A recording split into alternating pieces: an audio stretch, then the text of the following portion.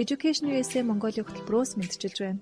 Бид энэхүү цуглал подкастаараа дамжуулан Америкийн нэгдсэн улсад дэлхийд тэргуулах боловсрол эзэмшээд их орондоо иргэн ирж мэргэжлэр салбартаа манлайлан ажиллаж буй Монгол залуусын түүхийг хүргэж байхаар зорилоо. Та бүхэн бидний бэлтгэсэн ярилцлагуудыг 7 хоног бүрийн даваа гаргуудад хүлээн авч сонсоорой.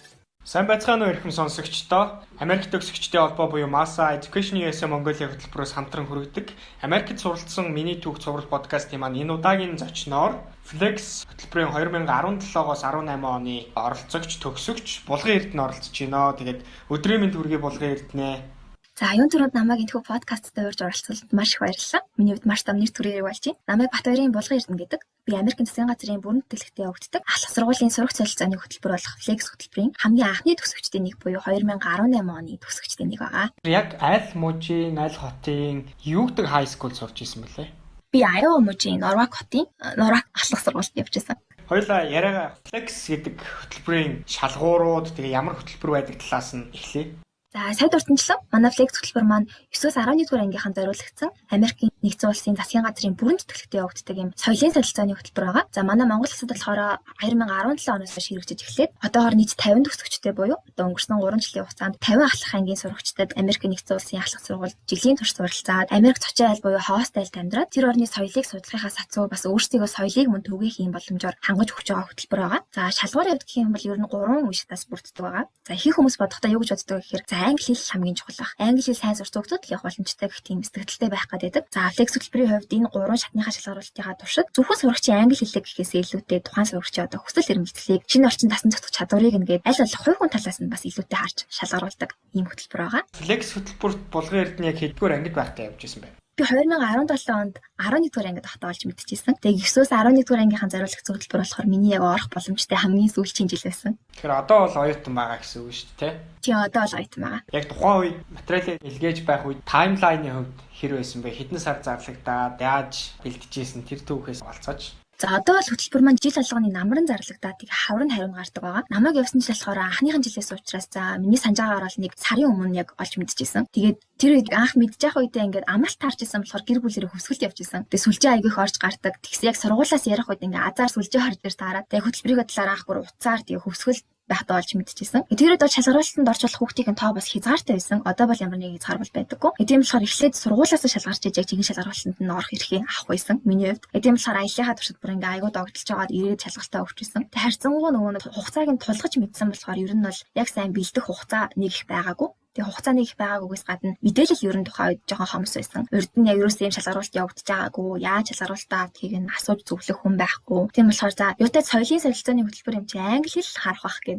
Англи хэлний хэдэн намаа бүр ингээ өдөр шөнөгүй хардаг байсан. Яг тэр жил тэгээд миний хувьд нэг жоохон хэцүү яг өөрийгөө яг голж эхэлжсэн жил байсан. Яг өсвөр насндаа явж исэн болохоор тэгээд ангийнхаа англи хэлний олимпиадад ороод бүр айгүй хайгуур баримтлээ. Тэрнээсээ болоод бүр анх удаа хичээлийнхээ дундаар хүртэл уйлж үзчихсэн. Тийм болохоор за энэ боломжийг л алдаж болохгүй шүү.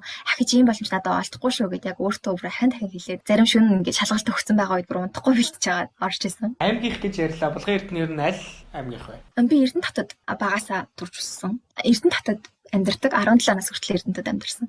Тэгээ Flex-ийн шалгаруулалт чи бас нэг бүсчилсэн шалгаруулалтууд хийгээд дээ шүү дээ. Зөвхөн одоо хөдөө орон нутгийнхан шууд Улаанбаатар хотын ч юм уу энэ сурагчдтай өрсөлддөг хүн. Тухайн бүстэй одоо баруун юм уу зүүн гэдэг одоо ингээд ангилаад идэг. Тухайн үед чамайг шалгаруулалтанд орж явахад шалгаруулалтын тэр процедур нь ямар байсан бэ? Тухайн үед яг хамгийн анхны жил ерөнхийдөө жоохон туршилт маягаар явагдчихсан учраас зөвхөн Улаанбаатар хотод тэгээ Эрдэнэ хотод явагдчихсан. Тийм учраас ер нь одоогийнхтай харьцуулах юм бол хамаагүй бага хүүхдэд орж ирсэн. Тэгээ дээрээс нь шалгаруулалт авч байгаа хүүхдүүд нь гэсэн ингээд тоон хязгаарлагдмал байсан тэр үед. Миний санаж байгаагаар Flex гэдэг хөтөлбөрөө яг урьдчилсан байдлаар нэг Монголоос 20 хүүхэд 2016 онд Америк болон Монгол орны дипломат харилцаа тогтсны ойд зориулаад явж исэн санагдаж байна. Тэгээд тухайн үед бол яг тэр News гэдэг програм хэрэгжиж исэн. Тэгээд тэр 20 сурагчийг за та хэд маань ингээд маш амжилттай яваад ирэх юм бол цаашдаа ингээд энэ хөтөлбөр үргэлжлэхээр байгаа шүү гэдэг. Тэгээд үнэхээр тэр явсан анхны одоо 20 сурагч бол нэлээд амжилттай явж ирсэн. Тэр байтугай бүр цагаан ордонд орж тухайн үеийн сенаторуудтай, улс төрчдтэй нэлээд уулзаж тэгээ өөрсдөө нэлээд тийм илэрхийлж чадсан. Гэхдээ одоо Flex хөтөлбөртэй харьцуулахад бол харьцангуй богино хугацаагаар 1 өлөө 2 сарын хугацаанд явж исэн санагдчих. Тэгээд тэрний дараагаар ер нь энэ Монгол сурагчид чинь 10 жилийн сурагчид чинь мундаг юм байна гээд ерөнхийдөө флекс хөтөлбөр бол цаашаа үргэлжлэх үе таалга нэгдсэн гэж бол санаж байна. Тэгээд энэ гоё хөтөлбөрт одоо ингээд хамрагдаад яг ингээд флекс хөтөлбөр хэрэгжиж эхэлснээс хойш хамгийн анхны Монгол оюутан болоод Америкт солилцоогоор очсон байна. Тэгээ энэ тухайн шалгаруулалтын үйл явцтай давчуу бэлдсэн гэж байна шүү дээ. Тэгэхээр энэ хамгийн одоо хүнд шалгаруулалтын шат нь юу байсан бэ? За миний хувьд бол 3 дахь шат нь байсан. 3 дахь шат нь ер нь хамгийн урт, тэгээ хамгийн олон зүйл шалгадаг шат нь байдаг. Ярилцлага авна, эссе бичнэ, за багаар ажиллах чадвар шалгана. Дээрээс нь англи хэлний академик мэдлэг шалгадаг. За тэгээд мөн аппликейшн буюу өргөдөл бүрдүүлж өгдөг. Дотор нь зочин айлдаа зориул захиа бичнэ. За өөрийнхөө тухай бас эсээнүүд бичнэ гэдэг дотроо их олон юм чадлагатай байдаг. 3 дахь шат нь. Миний хувьд бол тийм шалгаруулалтанд яг орж исэн хамгийн анхны удаа байсан. Тийм болохоор мэдхгүй юм айгүйх гарч ирж исэн. За яг зөв хийж гинөө, буруу хийж гинөө гэдгээ бас сайн мэдэхгүй байсан. Тэгээ зөндөө эргэлзэжсэн ч гэсэн эцэст нь ер нь яг өөрийнхөө л хийгээд явуулсан нь ер нь надад их зөв сонголт болж исэн юм шиг санагддаг. Саяны нөгөө 3 дугаар шатны шалгаруулалтыг хоёлаа жоохон задлаад өгөө. Жишээ нь багийн ажиллагаан дээр нэм юм авч исэн. За тэгээд захидал бичгээр нь одоо яг ингэж даалгавар өгч исэн. Нөхцөл байдал нь одоо яг та хэдийг корона байхгүй байсан юм чи мэдээж те. Дуудаад ингээд бөөнөрөө яг захидлаа зэрэг бичиж исэн үү? Яаж исэн? Магадгүй ирээдүйд флекс хөтөлбөрийг сонирхож байгаа маш олон хүмүүс подкастыг сонсож байгаа байх. Тийм учраас тэр хүмүүс зориулаад нэг иймэрхүү юм байдгийг шүү. Өмнө нь бас ингэж исэн гэдэг туршлагаасаа олцож. За эхний 2 шат нь бол ерөнхийдөө харьцангуй богинохон байдаг. Эхний шатанд англи хэлнийх нь мэдлэгийг шалгаад, за дунджаас дээш түвшнийх мөн байна уу, үгүй байна уу гэдгийг шалгадаг. Ер нь бол нэг амар advanced байх албагүй. 2 дугаар шатанд болохоор эссе бичдэг. За тэгээд тэр 2 шатнаасаа тэнцсэн хүмүүс нь 3 дугаар шатанд орох боломжтой болдог. За тэгээд 3 дугаар шатанд ороод ирэнгүүт ерөнхийдөө юмнууд нь арай хүндрээд ирдэг. За эссе бичих нь ч гэсэн арай одоо урт эссе арай өөр сэдвэр бичнэ. За дээрээс нь авж байгаа шалгалт нь гэсэн арай илүү академик мэдлэгийг шалгадаг.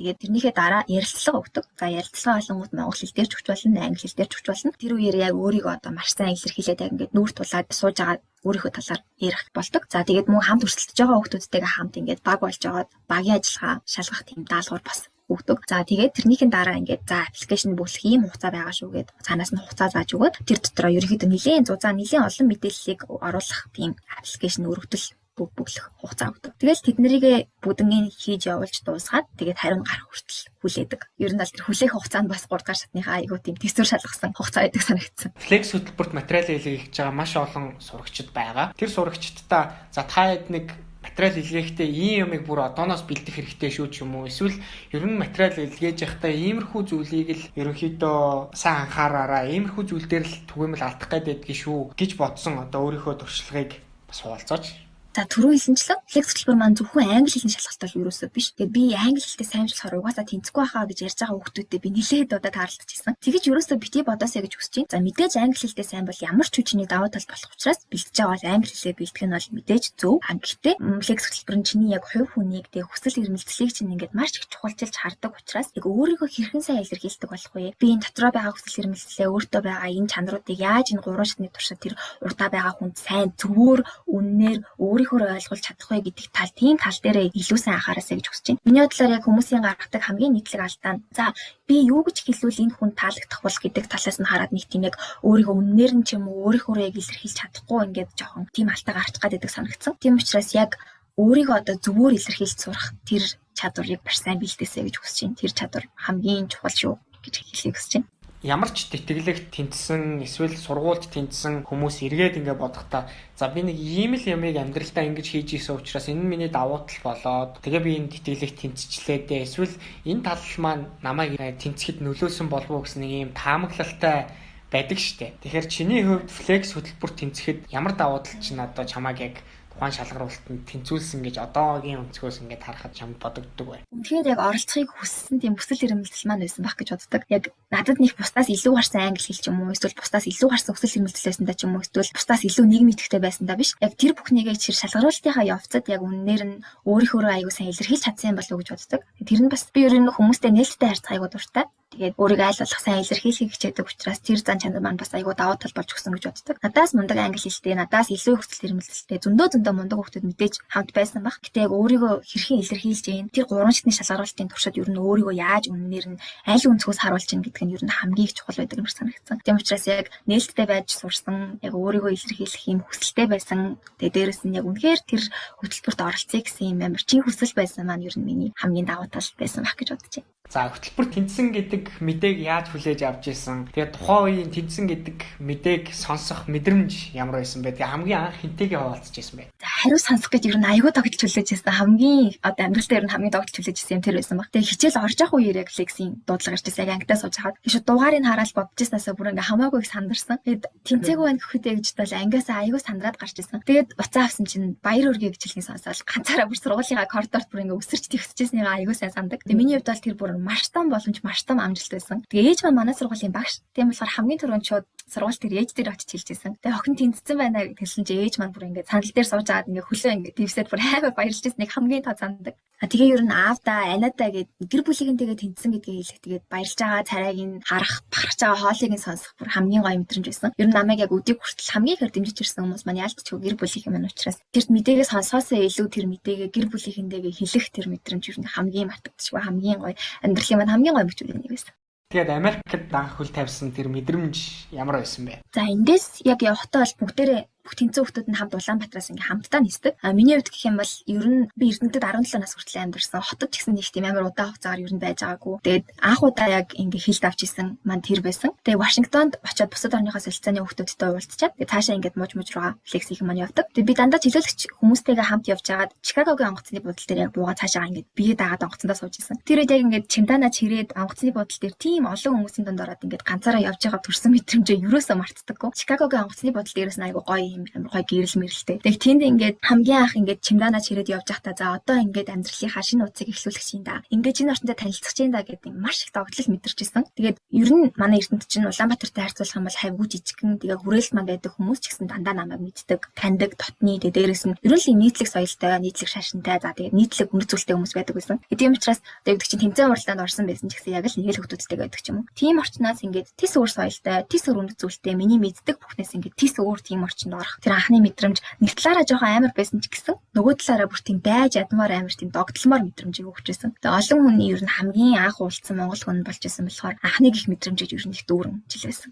За тэгээ яг Америк руу ингээд очсноосоо хойших гоё мэдрэмжүүдээ яг ингээд сургууль дээр очих хүртэлх тэр үйл явцааныг ингээд чи иргэн дурсаад хуваалцаач. Яг хамгийн анх нөгөө хост гэр бүлээ ингээ хүлээж байгаа гэдгийг мдээгүй. Яг хаана тэр хүмүүс нь хүлээж байгааг мдээгүй ингээ шатаар доошоо буугаа явж байхдаа за эндээс цааш нэлээ явах гэж бодож байсан чинь. Яг шатаар ингээ буусан чинь өөдөөс ингээ миний нэрийг бичсэн хүмүүс хүлээж байсан. Тэрийг хараад бүр ингээ анх амар гайхчихсан. Тэгээд айгүй удаан нисч утсан. Тэгээд замдаа бас нөгөө онгоцны хуваар өрсөлдөд нэлээ хүлээж мүлээгээд шүн заримдаа нойртой нойргүй явсан болохоор ингээ амар толгой өвдсөн явжсэн. Гэр бүлийнхнийг хараад толгой молгой өвдснийгээ таг мартчихсан. Яг хамгийн анх удаа уулзж байгаа мөртлөө айгүй тотон мэдрэмж төрүүлчихсэн. Яг намайг нөгөө хүлээж тэр цаасан дээр ингээд Монголын маань газрын зургийг зураад ингээд Монголын төрийн далбайны өнгөнүүдээр ингээд чимэглээд нэрийн маань айгу гоёор бичсэн. Тэгэж хүлээж авч ирсэн. Тэгээд яг гэртээ очиод хувцснуудаа тавьчаад хамгийн түрүүнд хост ээжтэйгээ дэлгүүр яваад хүнсээ цуглуулж ирсэн. Тэгэхэд ингээд шууд яг тэр гэр бүлийн нэг гишүүн болж байгаа юм шиг тийм амар гоё мэдрэмж авч ирсэн. Тэгээд очиод нэг удаагаа хата хичээлэг орохынхоо өмнө эхлээд сургууль дээр очиж сургуультайгаа танилцсан. Ангиудаа хайж болоход айгу хэцүү байдаг болохоор ангитайгаа эхлээд танилцаад нийгмийн ажилтнтайгаа уулзаад тэр нөгөө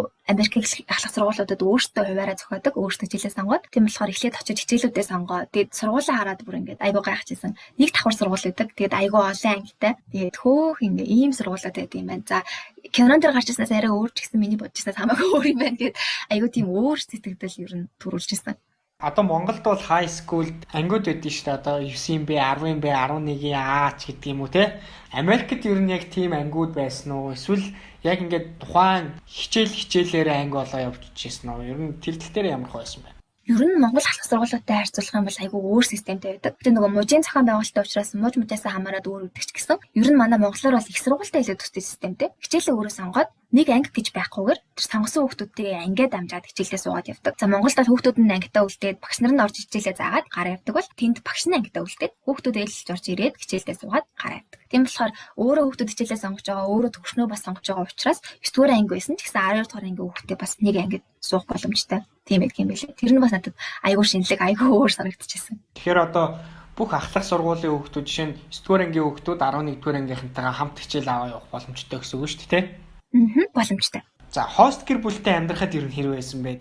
За манай хөтөлбөрийн нэг том даваа тал нь хост гэр бүлийг нь ер нь аль болох гоё сурагчд нь айгу тохирсон байх гэж айгу хичээдэг. Тэгээ миний хувьд л гэхэд манай хост аав маань яг ээжтэй маань чацуу. Тэгээ хост ээж маань яг аавтай маань чацуу. Тэгээ би гэрте болонгууд нэг ихчтэй. Хост аав маань болонгууд надаас нэг насаар дүү тийм охин дүүтэй. Тэгээд нэг насаар ахтай байсан. Тийм болохоор илүү ингээ хурдан тасаад гоё дурсамжууд зөндөөх бүтээх боломжтой болсон юм санагддаг. Намар хавртаа манай гэр бүлийг айгу кемпинг хийж явдаг. Ер нь ээж маань юм гадуур байх юм outside activity-д айгу дуртай. Тэндээ дугуй унж сурч исэн, загас барьж сурч исэн. За тэгээд өвөл нь болонгууд нузуулсаар талархлын баяр гэдэг юм гэр бүлийн баярууд аюу их болдог. Тийм болгоход ингээд бүх хамтнуудаараа цуглаад тойрч сууж байгаад бэлэг солилцдог ч байт юм уу. Тэр болгоно ингээд нэг бүтэн жилийг хамтдаа өнгөрөөсөн болохоор ингээд жилийн турш юу н аюу тийм олон зүйлийг хамтдаа хийх боломжтой болсон. Намайг одоо ч гэсэн яг гэр бүл шигээ охин шигээ үлээж авдаг. 100 сар болгоноор ярьдаг. Тэгэл ер нь холбоотой байдаг одоо ч гэсэн. Монголын амьдралын хэм маяг, Америкийн амьдралын хэм маяг хоёрыг зэрэгцүүлээд харах юм бол ялгаатай болон адил талууд юу байсан бэ?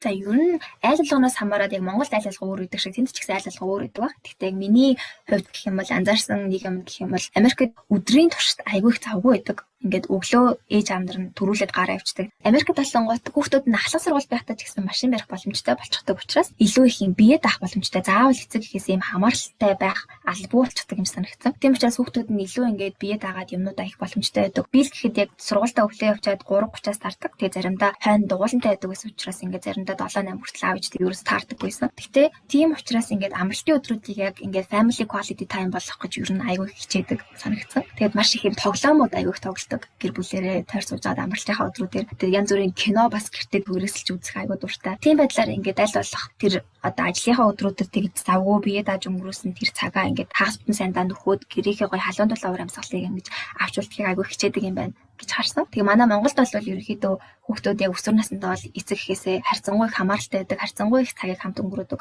Тэр нь надад ер нь айгүй ялгаатай санагдчихсэн.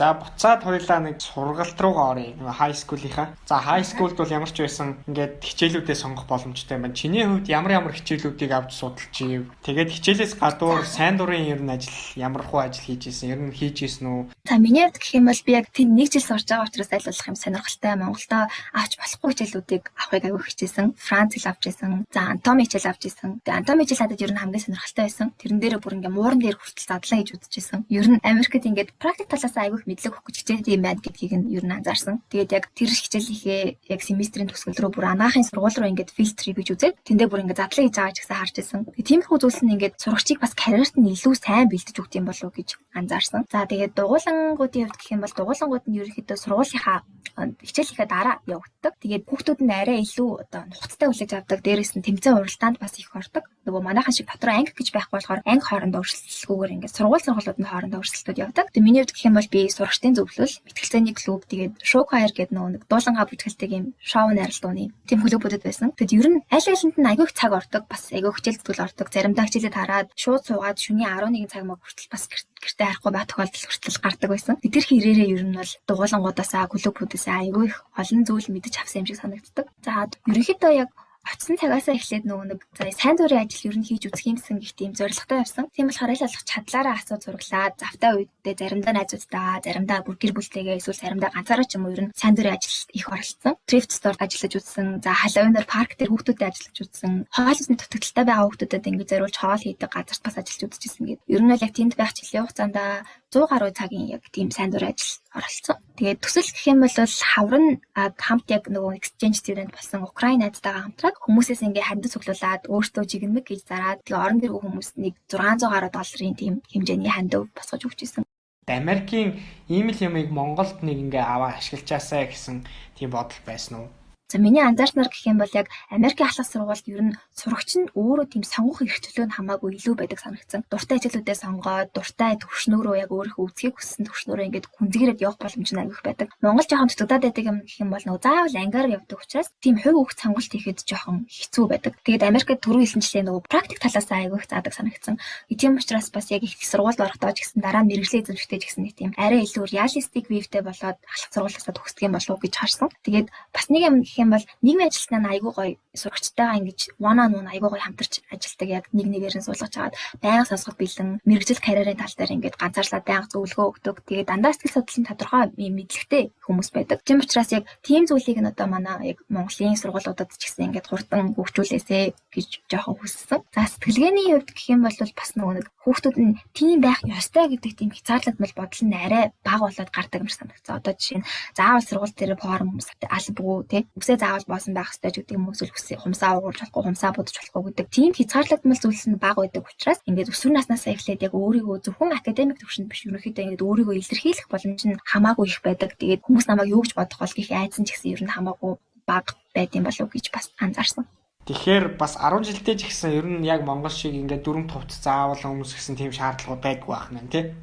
Байдаггүй зүгээр заримдаа хүмүүс зүгээр тавчтайгаа удалгааныхоо хувцастай ирсэн үед ч байдаг. Тэгээд тэр нь ерөөсөө хинч тэр нь ингэж одоо харж ин явм юу өмссөн бэ гэж бодох хүнч байхгүй. Тэр хүн ч гэсэн өөрөө тэрнээс ерөөсөө огт санаа зовхгүй айгуу гой чөлөөтэй байж болдог. Одоо Монголд бол жишээ нь яг Америкийн хай скулыг нэг өсвөр насны охтууд оролцсон, тоглосон тийм кинонуудаар их төсөөлдөг шүү дээ. Одоо ингээд хоорондоо өрсөлдөөл тий. Тэгэл тийм байдлаар төсөөлдөг. Тэгэхээр ер нь чиний яг төсөөлж исэн тэр Америкийн өсвөр насны хүүхдүүдийн амьдрал за чиний яг очоод төвшсөн одоо үзэж харсан одоо найзалж нөхрөлдсөн тэр 10 жилийн хүүхдүүдийн амьдрал хоёрын ялгаа юу байсан бэ?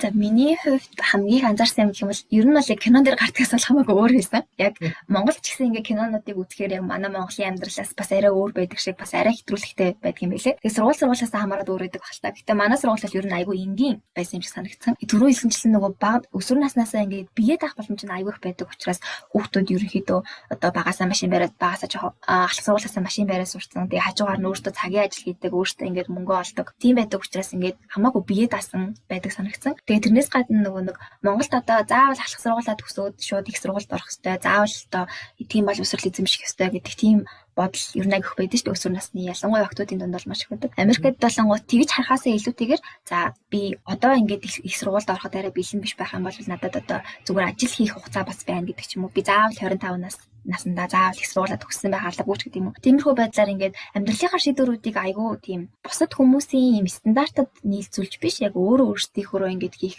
айгүй боломжтой байдаг юм шиг санагдсан. Тэр нь надад бас айгүй гоё мэдрэмж төрүүлсэн. За Америкт чамайг очихоор Булган Эрдэнэ гэдэг хүнээсээ илүүтэйгээр she's a Mongolian student буюу Монгол гэдэг өнцгөөс нь илүү олон хүн хардаг. Тэгэхээр яг энэ Монголын талаар сурталчлах, Монголоо одоо таниулах тал дээр ер нь чи ямар нэгэн арга хэмжээнд оролцож ирсэн үү?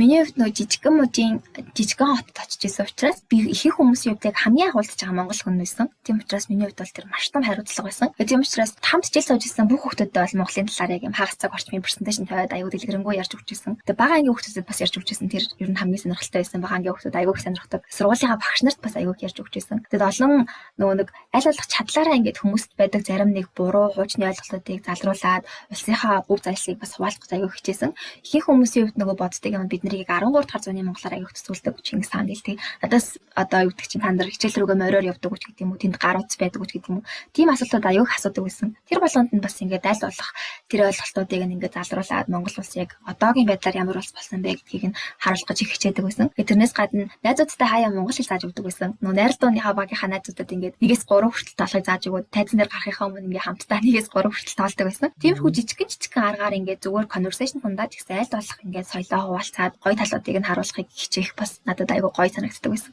За Америкт байхдаа сая хост гэр бүлтэйгээ ер нь камплдаг байсан, зугаалгаар одоо салхинд гардаг байсан гэж ярьсан шүү дээ. Та хэдийн хувьд бас бусад мужаар ч юм уу эсвэл бусад хотоор аялах боломж гарч ирсэн үү? Тэгээ аялж исэн бол ер нь хаагуур аялж исэн бэ?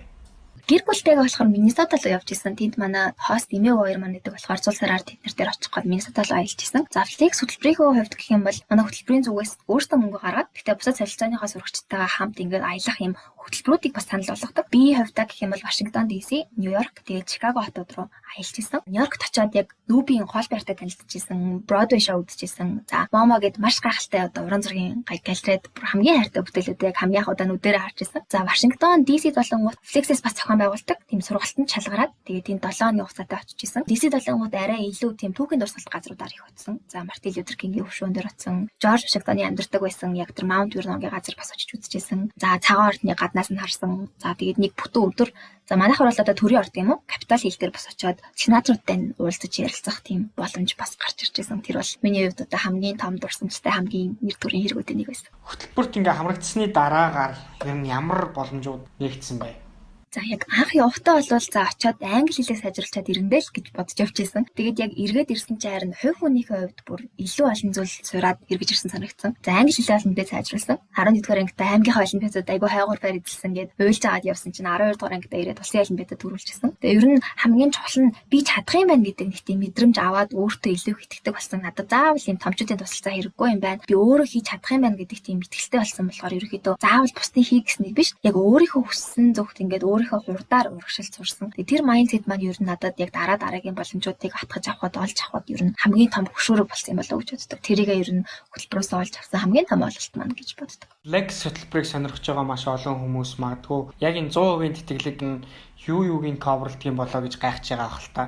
Тэгэхээр чи яг Америкийн засгийн газрын энэ хөтөлбөрт хамрагдах юм бол ийм юмын даад гişүү миний ийм юмнуудыг дааж исэн гэд бас тэр тал дээр нь бас мэдээлэл өгөөч. Ер нь бол яг 100% тэтгэлэг гэдэг нь яг л 100% тэтгэлэг байсан. Би бас анхандаа ингээд за 100% тэтгэлэг яг юу байт юм болоо гэж бас хэрэгэлцчихсэн. За эндээс хэрэв орон нутгаас явж байгаа бол бүр орон нутгаас эхлээд дот руу очих зардлыг нь хүртэл өгдөг. За очиод тэндээсээ нөгөө онгоцныхаа зардлуудыг даан тэндээсээ буцаад одоо нөгөө өөрийнхөө мужи руу очих зардлыг нь даан буцаад эргэж ирэх зардлыг нь даан. За тэгээд очиод цаар болгон бас тодорхой хэмжээний стипенд өгдөг. За тэгээд одоо яг хичээл сургалтынхаа зөвлөлт авахын мөнгө шүү гэдээ тусна бас мөнгө хүртэл гаргаж өгдөг. Ер нь бол очиод яг хэрэгцээтэй гэсэн бүх юм зардлуудыг нь яг цаанаас нь гаргаж өгдөг. Тэгээ ер нь бол миний хувьд бол би яг аялахтаа л яг өөрөөсөө мөнгө зарцуулсан болохоос яг Flex-с засгийн газраас гаргасан ингээд бүх юмар нь тэр жилийнхээ туршид бол өөрөөсөө ер нь мөнгө гаргаагүй яг тэтгэлгээрээ сурч байгаа л ирсэн. Одоо чи ахлах сургуультай сурж байгаа үед чинь бас нөгөө дүн бас тийм байх ёстой. Хэрвээ дүн чинь тэрнээс одоо доошоо GPA чинь тэрнээс доошоо орох юм бол тэтгэлгийг чинь цуцлнаа ч юм уу. Америкт ер нь дүн гаргуулах, Монголд дүн гаргуулах хэр ялгаатай юм байна.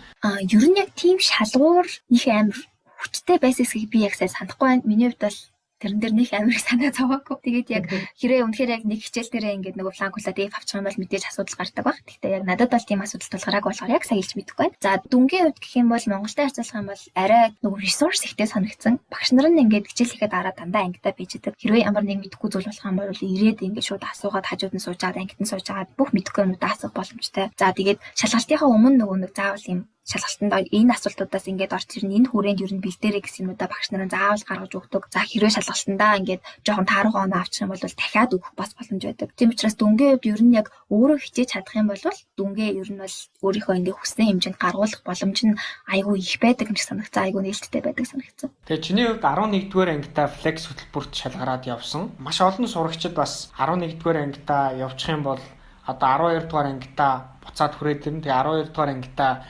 11-р ангийнхаа хичээлүүдийг хэрхэн яаж нөхөх вэ гэдэг ингээд асуултуудыг манай education хийсэн Монголын асуулыг асуудаг л та.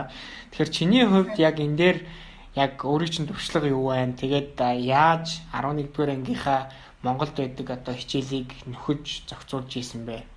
Би яг 11-р ангидаа сурчаад явсан болохоор очиод тэнд шууд 12-р ангидаа сурч байсан. Тэгээд манай Flex хөтөлбөрт нөгөө 11-р ангидаа хамрагдах юм бол тэнд очиж 12-р ангидаа сурчаад эргэж ирээд дахиад 12-р ангидаа суугаад Монголдо бас сургуулаа төгсөх ёстой гэсэн тийм гэрээний заалт байдаг. Би бол яг тэрүүгээр нь хамрагдсан. Би 11-р ангидаа дуустал нь сурчаад 12-р ангидаа очиж суугаад тэгээд буцаад дахиад 12-р ангидаа Монголд ирээд бас Монголд ч гэсэн сургуулаа төгсөж байсан. Тийм учраас ер нь бол миний хувьд бол хоцрогдол бол бага гарсан. Надад нэг тийм их хоцрогдол бол гараагүй. Хэрвээ 9-р ангидаа явах юм бол тэнд очиод 10-р ангидаа суучаад эргэж ирээд шууд 11-р ангидаа үргэлжлүүлээд суух тийм боломжтой байдаг. Тийм хүмүүсийн хувьд гэх юм бол мэдээж бас нөгөө нэг хичээлийнх нь одоо хуваарлалт нь шал өөр байдаг учраас зарим хичээлүүд дээр хоцрох зүйл гарч ирсэн. Зарим хичээлүүд дээр бол ингээд хамаагүй давуу талтай болцсон байдаг. Тэгээ миний хувьд бол Flex ингээд шалгараад явсан бол би яг тэр шалгарсан хүмүүсд бол хангалттай одоо яг хичээлээ нөхөд авах тийм боломж нь байгаа гэдэгт бол итгэж байна. 12-р ангиа төгсөөд Америкт сурагчид өөрсдөө коллеж планингаа хийгээд коллеж руугаа аплайдаад яг ирэх намраас нь эхлээд ихтэй сургууль руугаа ороод эхэлдэг. Тэрэн дээр ер нь Америкийн сурагчдын бэлтгэл ер нь хэр байсан? Тэгээ яаж бэлтжижсэн тэр туршлагаас нас анзаарсан зүйлээ бол болцооч.